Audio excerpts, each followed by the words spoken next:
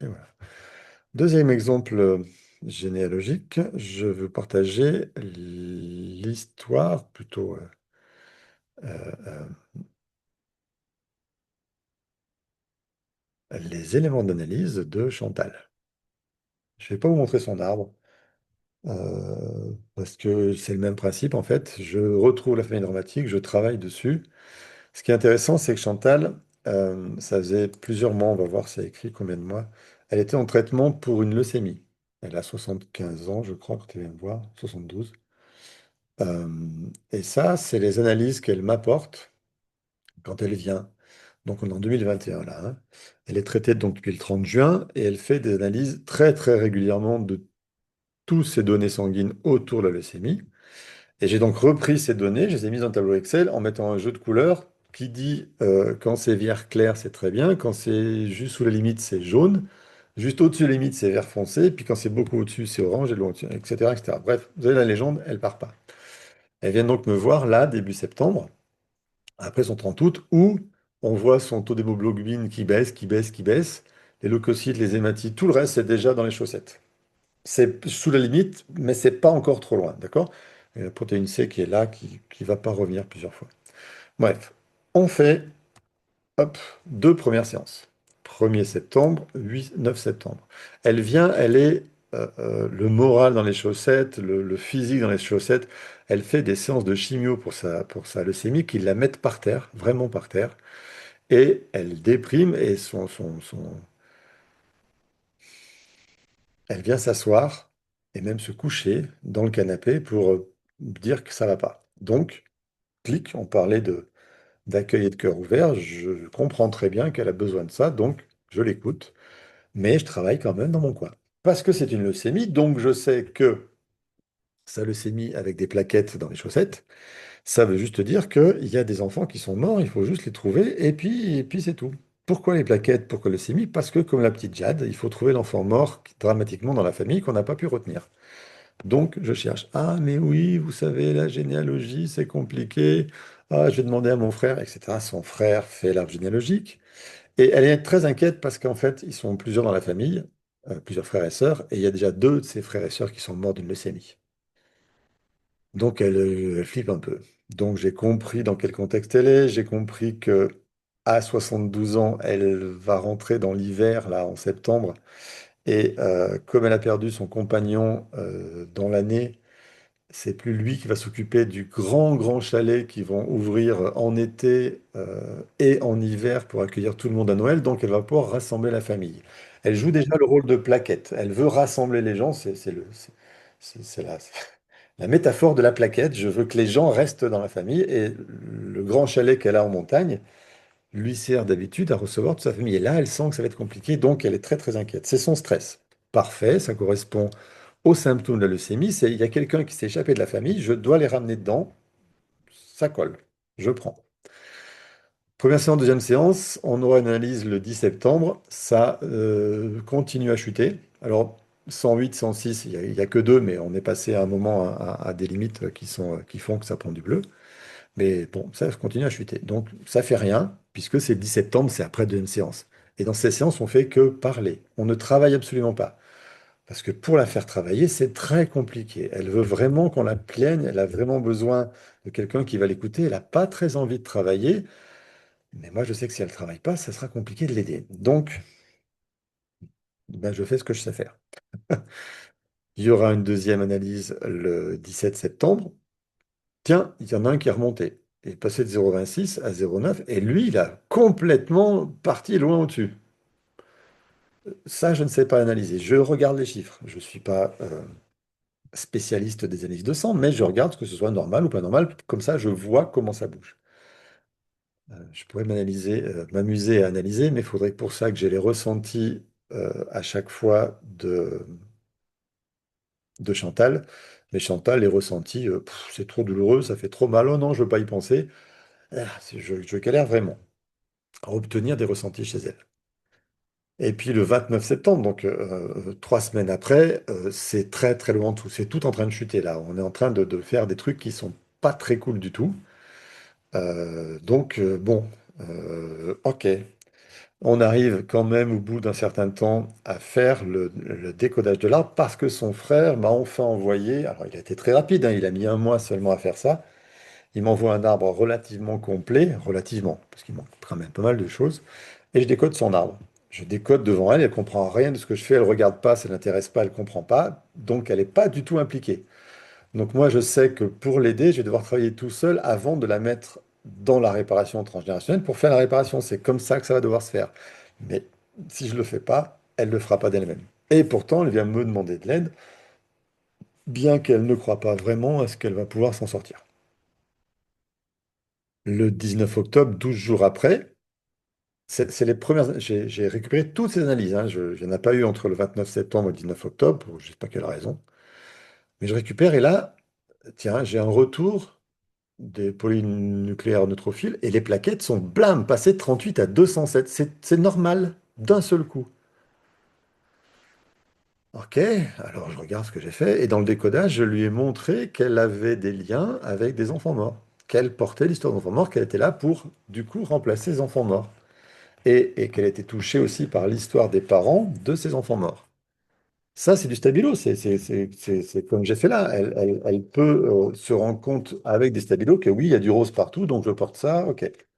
Alors, il y a elle, il y a ses trois filles, il y a ses deux ex-maris, enfin, il y a plein de couleurs chez elle. Bref, je continue. J'ai déterminé le 7 octobre qu'il y avait une réparation d'un petit Frédéric qui était mort. On fait la séance de réparation le 26 octobre, parce que c'est le rendez-vous qu'on a pris. D'accord? Mais le 2 novembre, elle me rappelle, j'ai absolument un rendez-vous parce que j'ai appris que le père de ma petite fille, donc son beau-fils, a développé un cancer. Et donc, elle se projette dans l'histoire de sa petite fille qui va être abandonnée par son papa.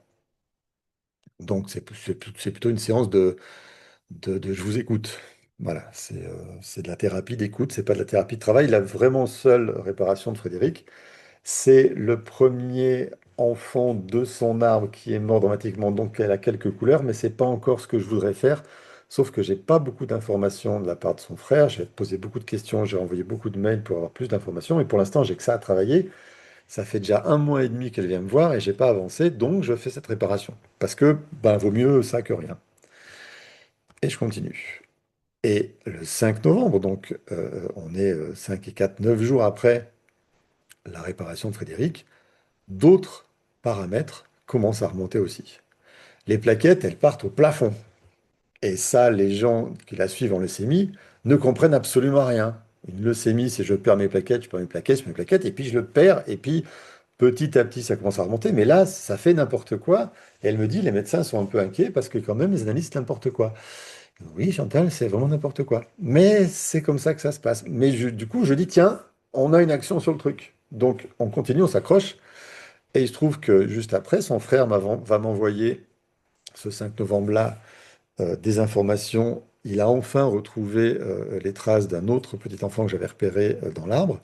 Et je peux faire la séance de réparation du fameux Auguste. Cette séance-là va être très, très, très, très bizarre parce que elle s'est jamais occupée de son arbre. Je lui ai fait prendre la place des uns des autres. Elle l'a fait avec Frédéric. Bon an, balance, ça s'est bien passé.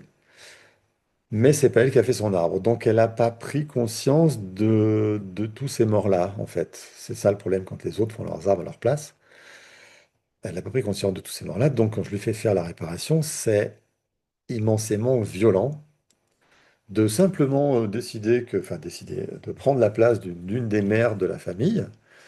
Et puis de s'asseoir et quand elle va mettre la famille en place, je ne vous explique pas comment ça se passe dans le détail, c'est pas la peine, ça prendra des heures. Bref, elle va se retrouver confrontée, quand elle est dans le rôle de la mère, à la mort de son enfant. L'enfant qu'elle a dans les bras en plus. C'est eux qui se placent dans la salle, mais elle a pris la place, elle a voulu prendre la place de cette mère pour régler ce qui n'allait pas chez elle. Et elle est toute heureuse, tout va bien. Elle vit cette histoire de mère avec son enfant sur elle. Hop, elle a le sourire, cette dame-là, cette Chantal. Elle a le sourire de jouer le rôle de cette grand-mère. Moi, je sais qu'il est mort, son enfant qui est dans les bras. Donc, j'avance la réparation et je lui fais prononcer ce qui va censé être réparé ça. Ce qui est censé réparer ça. Et donc, la reconnaissance que il est mort, j'ai rien pu faire. Donc, la reconnaissance de son incapacité à le retenir, parce que c'est vraiment La métaphore des plaquettes dans la leucémie, c'est je veux retenir tout le monde pour que personne sorte des liens du sang. Je ne peux pas laisser partir mon enfant. Elle a explosé. Vraiment. Je suis face à une dame qui vient de perdre son enfant. D'accord? Et du coup, c'est très violent pour elle. Je gère le truc, j'arrive à lui faire exprimer quand même des choses. Elle veut absolument sortir de cette réparation. Et moi, je sais que si elle sort son exprimé, c'est juste un échec complet. Donc, je suis arrivé in extremis à lui faire exprimer un truc. Elle sort de la réparation, elle rentre chez elle, vraiment très, très touchée par ça. Parce qu'on n'a pas eu le temps de finir, on n'a pas eu le temps de ramener, de faire de la douceur, etc. Donc, je suis interrompu au milieu et je me dis, ça, c'est pas un bon plan. Mais j'ai pas le choix, elle est partie. Elle est partie et surtout, j'ai pu la sortir avant, la faire revenir à sa place dans son rôle, la faire reposer. Elle est partie assez bien émotionnellement. N'empêche qu'on a vécu un truc qui est coton. Et j'ai pas de nouvelles. J'ai pas de nouvelles, j'ai pas de nouvelles, j'ai pas de nouvelles, j'ai pas de nouvelles jusqu'au 29 novembre où elle m'envoie un mail avec ses analyses. Et sur son mail, elle écrit juste, c'est incroyable. Et elle m'envoie ça. Toutes ses analyses sont au top. Tout est revenu 24 jours après. Alors 24 jours, c'est la date de l'analyse. Elle m'envoie le mail le 30. Mais elle m'envoie le mail pour me dire tout va bien. Donc, il y a quelque part en elle quelque chose qui dit c'est le travail qu'on a fait qui fait que ça va mieux. Sinon, on ne me tient pas au courant, d'accord? Et on discute, je la rappelle, je suis super content pour elle, bien sûr. Elle est aux anges parce que bah, tout va bien. Les médecins disent bah, ça y est, le traitement a enfin marché. Ben oui, parce qu'ils ont fait que ça, d'accord? Ils ont fait qu'un traitement. C'est pas possible qu'un travail transgénérationnel, ça fonctionne. Surtout que c'était un peu chaotique au début, c'était pas normal comme ça devrait se passer. Mais là, d'un seul coup, paf, tout va bien. Et, euh, et je lui demande si du coup, elle accepte que je me serve de ces... Parce qu'elle veut bien me faire un, un message pour raconter ce qu'elle a vécu, comment ça s'est passé. Elle me dit, mais qu'est-ce qu'elle a vécu de quoi? Qu'est-ce qu'on a fait? Ben, vous savez, les séances qu'on a fait sur votre travail. Ah oui, mais non, mais ça, Non, c'est pas ça. Comment ça, c'est pas ça? Je dis, non, c'est sûrement pas ça qui a fait quelque chose de ma leucémie. Ben, dans ce cas-là, pourquoi vous venez me dire que ça va bien? Ben, parce que vous faites partie des gens que j'ai croisés, donc je viens vous dire que ça allait bien. Donc il y a une partie d'elle qui veut me raconter que ça va bien, mais l'autre partie qui ne veut pas reconnaître que ce qu'elle a fait est efficace. Donc je n'aurai jamais son accord pour parler de ça. J'ai son accord pour utiliser ses analyses, mais pas pour vous montrer son arbre ni son histoire. Mais j'ai fait comme la petite Jade, j'ai trouvé la famille où il y avait ce petit Frédéric Auguste qui était mort, j'ai réparé ça et j'ai eu la chance d'avoir cette analyse au fur et à mesure et je peux maintenant montrer que tout ce qu'on a fait comme travail thérapeutique, c'est concomitant à un changement. Donc, je fais le lien. Et voilà, j'ai pas de ces nouvelles. Donc, ce que je veux vous montrer avec ça, c'est que quand on peut mesurer le résultat par des analyses, on a parfois de sacrées belles surprises. D'accord? Son taux de plaquettes qui était monté au plafond à 904 le 5 novembre, il est revenu à une normale, 276. Je crois que c'est entre, ouais, je sais pas les limites. J'ai pas noté les limites de. Ah si, c'est marqué là. Pardon. La moyenne, c'est entre 173 et 390. Voilà, elle est revenue à 276. Voilà, valeur limite acceptable, c'est ce que j'avais noté. OK? Donc, ça, pour moi, c'est la preuve chiffrée en analyse qu'on peut avoir une action sur quelque chose.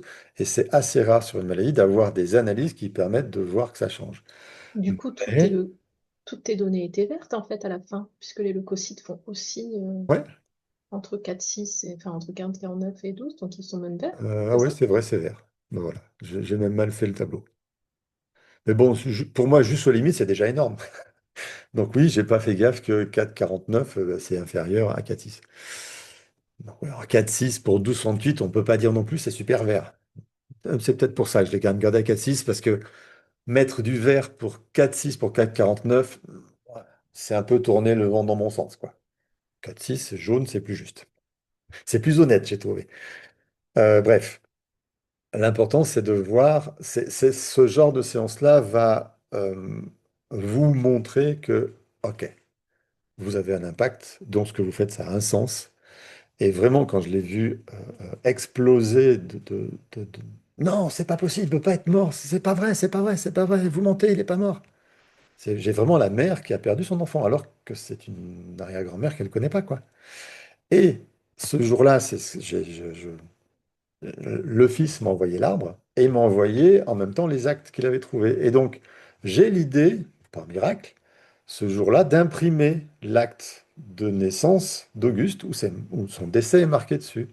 J'imprime ça, je descends au cabinet avec, et quand elle dit non, c'est pas vrai, il est pas mort, je lui mets l'acte dans les mains. Regardez si Auguste, né le 5 janvier, mort le 4 avril, il est bien mort, c'est vrai. Et là, ah, il y a la prise de conscience de c'est vrai, il est mort, donc je fais exprimer son ressenti de c'est horrible et je suis pas arrivé à le retenir et c'est l'enfer. Je fais juste exprimer cette phrase-là. Je suis pas arrivé à le retenir, je suis responsable parce que je suis pas arrivé à le retenir. Donc l'impuissance à retenir la, la personne de la famille, c'est la leucémie. Et parce que je le fais exprimer ça, je sais que j'ai fait mon taf. Après, comme elle a vu l'acte, elle peut pas dire c'est pas vrai, je la fais rouvrir les yeux, elle revient dans son truc, elle se repose, etc. Mais je vais pas plus loin. Je m'assure qu'elle va bien, et c'est sa fille qui vient la chercher, elle va la chercher. Euh, j'ai pu la calmer avec cet acte qui est factuel, mais quand elle disjoncte, quand je lui fais prononcer ça, quand je lui fais se rendre conscience que son fils est mort, je suis vraiment là face à l'arrière-grand-mère qui refuse la mort de son fils. Donc qui est dans le déni, donc qui fera jamais le deuil, donc qui va créer la leucémie chez Chantal. C'est vraiment ça ce que je veux vous faire comprendre, c'est que elle portait vraiment l'histoire de cette grand-mère qui perd Auguste, de cette aïeule, parce que je ne sais plus quel étage c'est, qui perd Auguste. Bref, tout ça pour vous, voilà, c'est ce que j'ai mis avec des flèches un petit peu. Entre chaque séance, la première séance où on discute, on fait que discuter, donc je lui fais nommer que perdre son chalet, c'est compliqué, qu'elle peut s'en occuper. Elle va formuler sa peur de perdre son chalet, de perdre la capacité à voler sa famille. Et on commence à décoder là. On rentre dans la réparation au 7 octobre. Et du coup, à partir de là, ça remonte vers le vert. C'est ça qui était important à vous montrer. Bien. Donc, l'expérience montre qu'en 2024 encore, je suis pareil que mes ancêtres. Mes ancêtres sont en moi, je porte les drames des ancêtres, donc tant que je répare pas, tant que je ne suis pas sorti de la loyauté au clan transgénérationnel et à ses parents, thérapie familiale, je ne vais pas être en bonne posture pour faire le rôle qui est demandé de survie de l'espèce. Et c'est ce que vous allez apprendre à faire dans la formation. Mon objectif, c'est vous apprendre tous les outils pour que vous puissiez accompagner toutes ces personnes de cette façon-là. Parce que ce que je le fais je le fais au cabinet. Alors, pour toi, une leucémie, c'est forcément en lien avec un enfant mort dans l'arbre. Non, c'est pas un enfant mort dans l'arbre, c'est quelqu'un qui est sorti de la famille de façon dramatique. C'est ça la vraie définition. Qu'est-ce que c'est sorti de la famille de façon dramatique? J'en sais rien. Mais de façon dramatique, ça peut pas être en dansant la gigue, quoi. Il a des chances d'être mort, ce quelqu'un. C'est pas forcément un enfant. Ça peut être un mari, une femme. Mais du coup, je sais pas ce que je vais chercher. Je sais juste que j'ai ça à repérer. Et je vais pas chercher dans l'arbre les familles qui ont des enfants morts. Je vais décoder l'arbre et je vais regarder la famille qui a le plus de couleurs et tadam, il se trouve qu'il y a un enfant mort. Donc il y a plein d'indices qui vont me dire, OK, je bosse ça d'abord. C'est des indices que je vais suivre. C'est toujours la même histoire je fais une enquête, j'ai des indices et je vais arriver à estimer qu'est-ce qu'il faut que je fasse en premier pour vraiment l'aider. Parce que quand je vois ces analyses fin octobre qui plongent, je me dis, je suis pas sûr de la revoir après. Et comme elle n'a pas l'air d'imprimer bien que ce qu'on va faire, ça va l'aider, ben voilà, heureusement j'ai son frère qui me soutient et qui bosse pour cette généalogie parce que c'est pas mon boulot de faire sa généalogie en fait. C'est son histoire. Déjà, c'est son frère qui l'a fait, et c'est pas très juste parce que ça va le faire disjoncter. Mais c'est pas mon travail de faire sa généalogie, ça c'est sûr. Voilà. Qu'est-ce que je voulais vous ramener? C'était sur ça, c'était sur ça.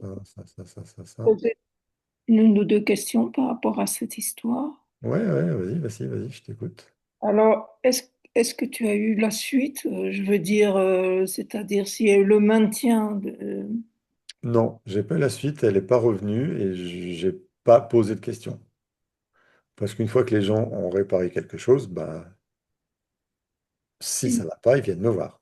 S'ils ne reviennent pas me voir, c'est qu'ils n'ont pas été contents de ce qui s'est passé ou ça va bien. Mais j'ai pas la réponse. Euh, Et la deuxième chose qui est très étonnante, c'est qu'apparemment, elle connaissait pas ce grand-père très bien, ou cet aïeul, ou pas du tout, et ni ouais. cet Auguste. Mais elle a complètement intégré le rôle, enfin, à fond, quand elle Ah était... oui, ça tu verras quand tu le vivras. Je te le souhaite parce que c'est vraiment très très particulier. Euh, Quand on fait une réparation transgénérationnelle, on vous met dans un état modifié de conscience qui fait que vous allez prendre la place de l'ancêtre et vivre à sa place. Et c'est ce qui va nous permettre, nous, de travailler correctement.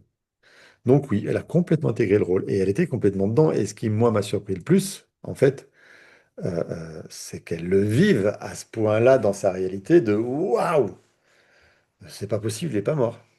Ça, c'était top. Parce que je savais que prendre conscience de ça, ça allait, si je lui faisais exprimer ce qu'il fallait autour de ça, ça allait bien sûr énormément l'aider. Il y a plein de gens qui font leurs arbres et qui savent qu'il y a un petit Auguste mort, qui ont vu les dates, qui l'ont rentré dans le logiciel, qui le connaissent. Donc c'est déjà passé dans la tête. Et quand ils vont faire la réparation, qu'ils vont le vivre, ils vont être touchés énormément. Mais là, elle n'a pas conscience du tout de ça, donc elle le vit de plein fouet. Et c'est pour ça que je vous conseillerais, si vous avez ça à faire, de bien avoir fait faire leurs arbres aux consultants que avec lesquels vous allez travailler. Parce que si ce n'est pas eux qui font leurs arbres, la gestion de cette super réaction d'une maman touchée qui perd son enfant, ouais, et il faut être bien accroché pour la gérer correctement. Donc aujourd'hui, aujourd'hui, tu n'irais pas plus loin avec elle si elle n'était pas dans cette démarche de faire son arme. Alors, elle vient me voir parce qu'elle a une leucémie. Elle vient me demander de l'aide sur leucémie. Mon outil est transgénérationnel. Je dois appliquer ce outil. Je dois répondre à sa demande, mais je ne peux pas faire à sa place. C'est son frère qui fait à sa place, et du coup, j'admets de l'aider parce que si son frère n'avait pas fait son arbre, j'aurais pas pu bosser avec elle, c'est tout. Je l'aurais accompagnée, l'écouter dans tous ses malheurs de toute sa vie, de pas arriver à rassembler sa famille. Mais j'aurais rien pu faire pour elle. Je ne suis pas un sauveur, je ne vais pas faire sa généalogie. Elle a trouvé quelqu'un qui l'a fait pour elle, c'est son frère, c'est parfait, ça part à l'histoire de son frère, ça va servir aux deux de toute façon, mais c'est pas à moi de le faire. Et j'ai eu des fois des gens avec des cancers comme ça, qui sont arrivés au cabinet pour faire plaisir à leur femme parce que leur femme les envoie. Ils me disent, ouais, oui, ben, je viens voir parce que j'ai un cancer, mais bon, ça va. Et le mec, il est plan, il est jaune, il est en oncologie à prendre des produits chimiques pour faire sa chimie en permanence. Il tousse tous ses poumons, mais non, tout va bien en fait. Il est dans un déni énorme de sa maladie. Mais tant que lui va pas se dire, OK, je vais mourir, il faut que je fasse un truc, je peux pas le forcer. Donc cet homme-là, je l'ai accompagné, j'ai fait comprendre, je sais le cancer du poumon, là, j'ai travaillé sur tout ce que je pouvais travailler. Il a commencé à faire son arbre en tirant un peu la tête parce qu'il était très fatigué, parce que si, parce que là, sa femme l'a beaucoup aidé et encouragé. Et le dernier jour où je l'ai vu, c'était la fin d'une séance. On venait de travailler sur des amis à lui qu'il avait perdus quand il était jeune, mais c'était pas encore ce que j'attendais de travailler, quoi. C'était pas cette peur de la mort-là que je voulais. Et il me dit, mais c'est comme, de toute façon, c'est comme mon frère qui est mort de son cancer du poumon. Voilà, c'est la vie, quoi. Et là, je dis, pardon? Ah oui, bah oui, j'ai mon grand frère qui est mort de son cancer du poumon. Mais c'est pas écrit là sur l'arbre. Sur son arbre, il n'y avait pas la date de décès de son frère. Je ne pouvais même pas savoir qu'il était mort, en fait. Et c'est le grand drame de sa vie parce que son grand frère, c'était son père, c'était son pilier. Et mourir au même âge que lui, c'est ça qui est horrible. Il ne m'avait pas donné l'information. Dans son arbre, il n'avait pas donné la date de décès de son frère. Je ne savais pas qu'il était mort. Sinon, j'aurais fait le calcul de l'âge, j'aurais vu où lui en était. Je savais qu'il était au même âge que lui, puis qu'il fallait travailler ça. J'ai pas eu l'info. Il n'est jamais revenu. Sa femme m'a écrit et il est mort. Parce que, ben voilà, il était en loyauté à son frère. Il n'était pas sorti de cette loyauté. J'ai pas pu l'aider à sortir parce que j'ai pas eu les infos. Donc, ouais, des fois, on est impuissant parce que les gens vont travailler s'ils ont envie. On ne peut pas les forcer. Et ben, il avait l'air sympa, ce monsieur. C'est dommage parce qu'il a laissé sa fille qui était une jeune femme et sa fille, elle aurait adoré, je pense, que son papa vive encore 20 ans de plus. Mais lui, il dit, oh, bah bon, 65 ans, ça va, j'ai donné, j'ai bien travaillé. Puis voilà, comme mon frère qui est mort avec son cancer du poumon, c'est bon, il a eu sa vie, lui aussi. Pardon? C'était les dernières phrases, vraiment le dernier quart d'heure. Et là, je dis, OK, la prochaine fois, vous me ramenez ces dates, on fait le travail et on dégage ça, et puis c'est terminé. On a la piste, là, on y va, on est sûr. C'est le même âge, c'est la même maladie, on y va, c'est clair. Il est mort. Il n'est pas voiture. Christophe, j'ai une question par rapport à cet exemple. C'est pas, je trouve que c'est jamais possible que quelqu'un ne veut pas, sauf s'il est retenu par quelque chose inconsciemment. Oui, c'est sa loyauté familiale archaïque. C'est exactement ce que je dis depuis 2 jours. Et pourquoi euh, tu n'as pas pensé à travailler sur sa loyauté? Parce que j'ai utilisé toutes les informations qu'il m'avait données pour chercher la source de son problème. Son problème, c'est un cancer, donc il est d'abord transgénérationnel. Je suis d'abord parti dans son arbre, mais dans son arbre, il n'y avait pas les infos. Il m'avait caché la mort de son frère quelque part, parce qu'il veut pas bien la noter, parce que s'il veut pas s'en souvenir, parce que j'en sais rien pourquoi il l'a pas donné. Mais je ne peux pas travailler chez quelqu'un pensant qu'il me donne pas toutes les données alors qu'il a un cancer. C'est pas dans mon carte du monde, ça. Non, je voulais dire, tu pouvais pas travailler sur sa loyauté Je ne peux pas familiale. savoir qu'il est en loyauté, Noujoud. Ah, J'ai besoin de signes extérieurs pour lequel est en loyauté. Il a fait le deuil de son père, il a fait le deuil de sa mère, tout va bien, il a des ah, enfants, pour moi, il n'y a pas de raison qu'il soit en loyauté. Je ne sais même pas pourquoi il y serait. Eh ben, je hmm. ne sais pas parce que j'ai pas l'info en fait. Si j'avais eu son frère mort tout de suite, j'aurais vu ça à la première séance, pas à la cinquième. Non, j'avais pensé que même la loyauté envers ses parents, elle l'a pas fait. Non, si, elle l'a fait. T'as dit qu'elle Alors, l'a fait. je sais pas s'il l'a fait ou pas. En fait, je me suis rendu compte qu'il était loyal à son frère mort trop tard. Que la dernière séance. Mais c'était la dernière parce il m'a Oui. lâché ça la dernière, quoi. Hmm. Donc oui, là, on est impuissant face aux décisions des gens. C'est juste pas possible. C'est comme ça. Il y a des gens qui refusent de soigner, qui ne viendront jamais voir qui que ce soit. Il y a énormément d'élèves qui me disent, oui, mais mon beau-père, ma belle-sœur et tout ça, ils ont des cancers, mais ils ne veulent pas travailler dessus. Mais oui, vous allez devoir apprendre à accepter que vous n'allez pas les sauver, que c'est leur chemin et vous allez, vous, devoir tracer votre chemin au milieu de tous ces gens qui ne veulent pas entendre ce genre de choses parce que c'est trop perché, parce que c'est n'importe quoi. Ok, vous savez que potentiellement vous pourriez les aider, mais il faut que les gens décident d'être aidés.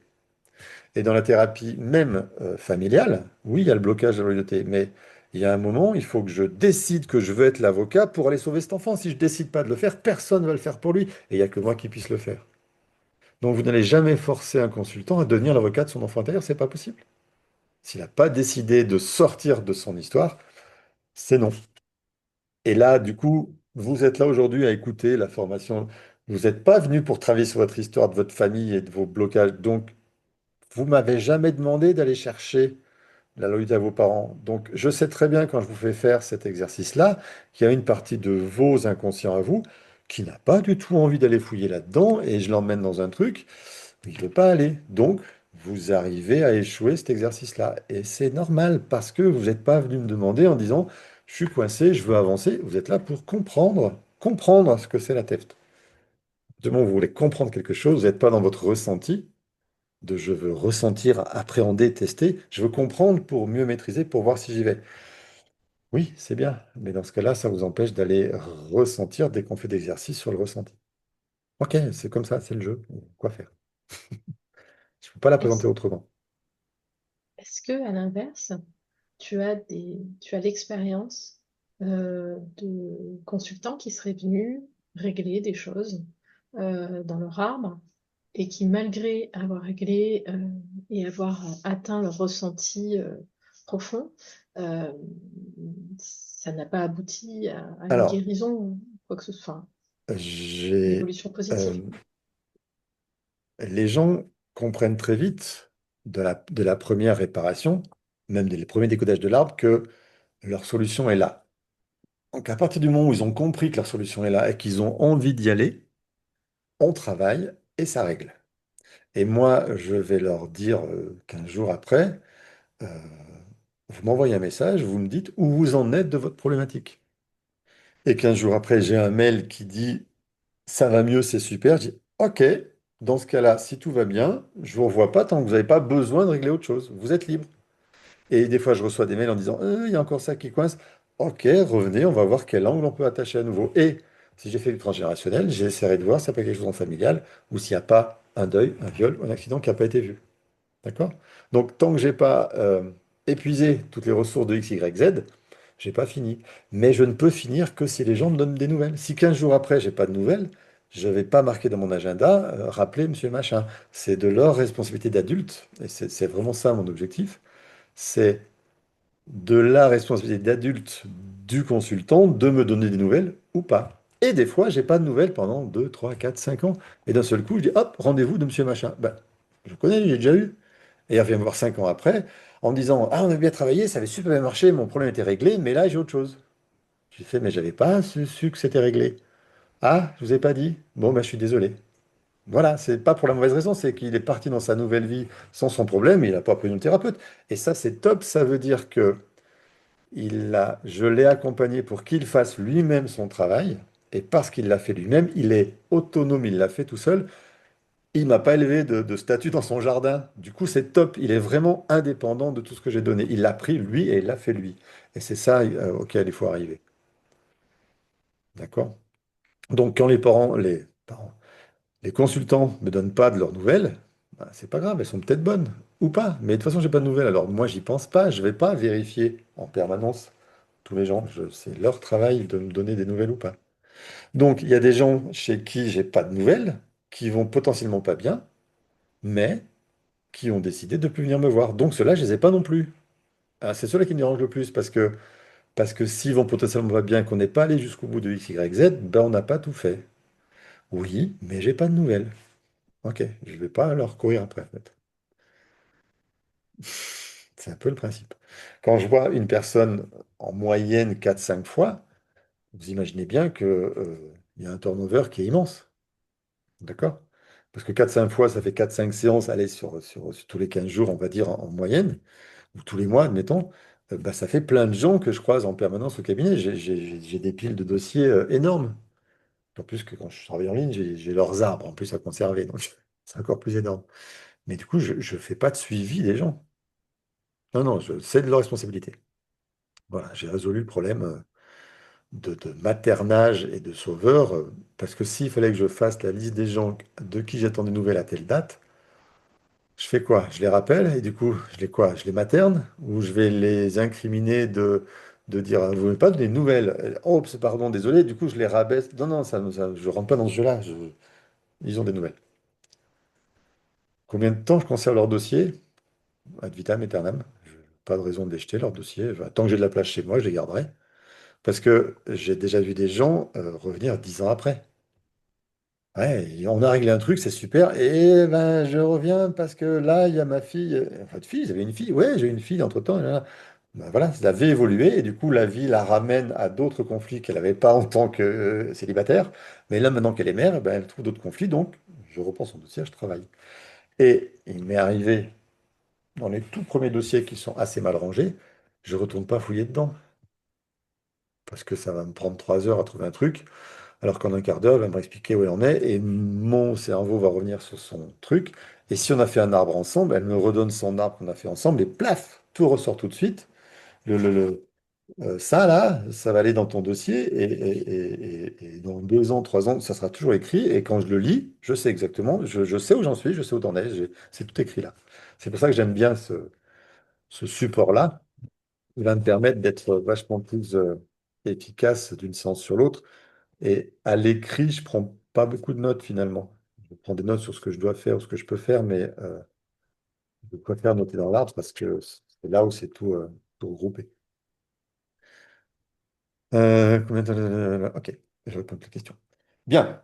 Alors, on fait une petite pause ou pas? Non? Dites-moi. Vous avez besoin, vous n'avez pas besoin? Vous en pensez? 5 minutes? Oui. Allez, je vous suis. 5 minutes. Je bloque ces 47 à 52. Attention. Merci. 47,52, on ferme. Hop, j'arrête.